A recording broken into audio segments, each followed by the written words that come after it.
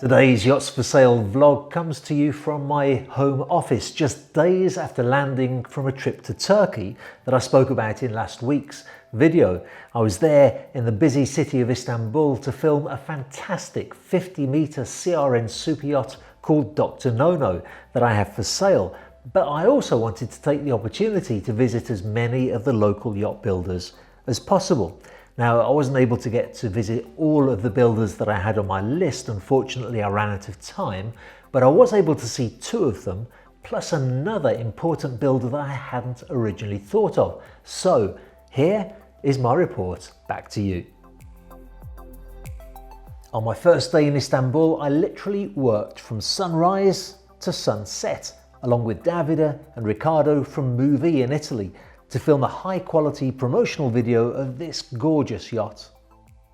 It's useful to spend time on board the yachts that I have for sale, especially so that I can accurately report back on the performance of the yacht to a potential buyer who may be interested to know how she handles. I'm delighted to be able to honestly say that she was a very quiet, very stable, vibration-free vessel. But to see more of Dr. Nono, you'll have to tune in back to my channel in about 1 week's time to see the finished video. If you haven't already done so, then do subscribe to my channel and click that little bell icon so that you're notified when the video is released. Day 2 in Turkey saw us returning on board Dr. Nono to complete filming the staterooms below deck and to get some detailed shots. All of this should make for a very engaging and informative production. Great marketing material for the yacht.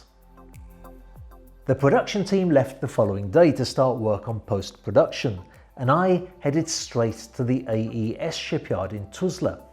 Before I even entered this impressive building, I noticed these unusual looking multicoloured vessels that looked like they'd been built for the Teletubbies.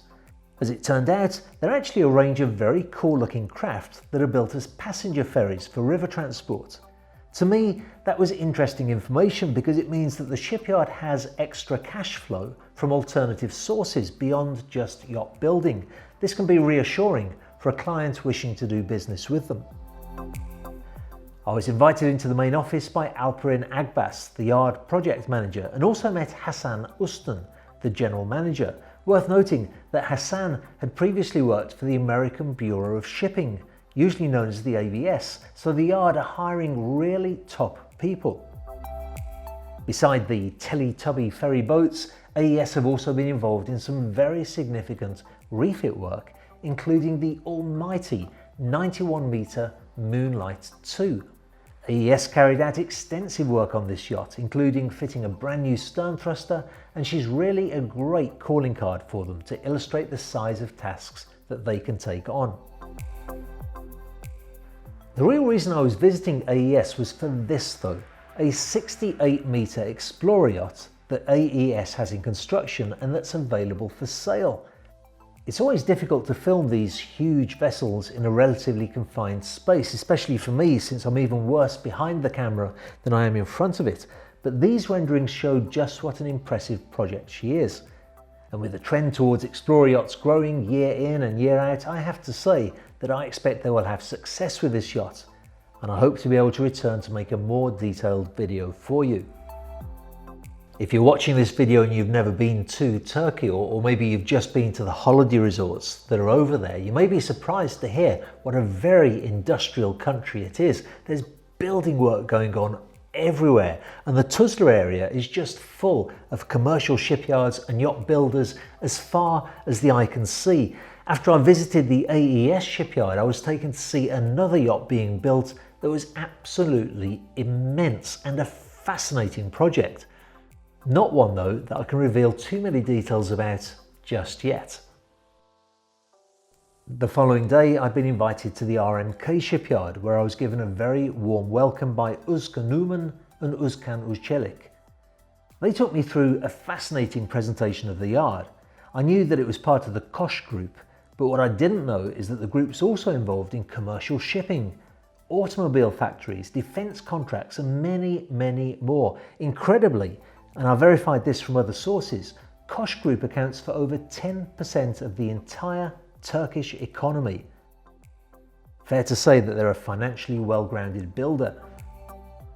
Another thing I didn't know about RMK is that they built some of the larger oyster yachts, which I've always known as a premium brand of British sailing yachts.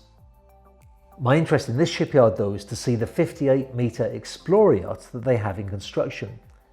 The yacht is listed for sale by my colleagues Joe Folger and Ed Sachs in the Fort Lauderdale office of Northrop & Johnson, and it was well worth taking a look at.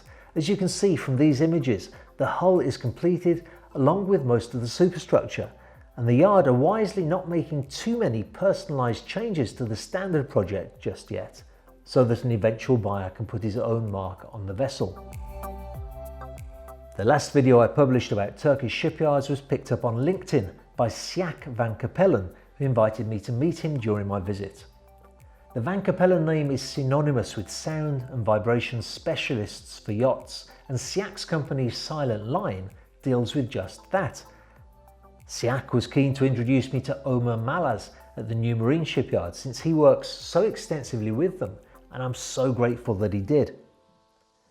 New Marine have a great lineup of yachts, and I was particularly curious to see their 32-metre Explorer vessel, which I think is right in line with current trends in yachting and has some great features on board. Built from a steel hull and with a composite superstructure, this is another model I really want to find out more about. It has amazing interior space. They've even fitted a small gym inside, and the upper deck is big enough for a 9-metre tender, which frankly, on a 32-metre yacht is quite unheard of. The New Marine facility was really quite impressive, with plenty of work going on there. It looks like business is going well for them, and I hope to return soon. I'll be travelling back to Turkey in a few weeks' time to film the other yacht that I have for sale over there, Shu Shi, a wonderful Azimuth 103S.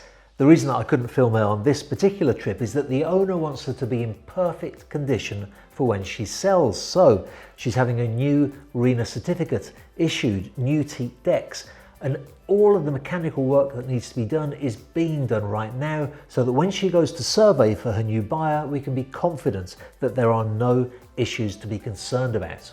When I go back to visit Shu Shi, I shall most certainly revisit those shipyards and also visit some new ones too, all with a view to reporting back to you. Now, as I take more of these trips, I'm adding behind the scenes photos and other material to my Twitter accounts and to my Instagram accounts too. So if you enjoy following Yachts for Sale, feel free to follow those platforms too. The links are in the description below. And of course, if you enjoy the video content, do subscribe to my channel.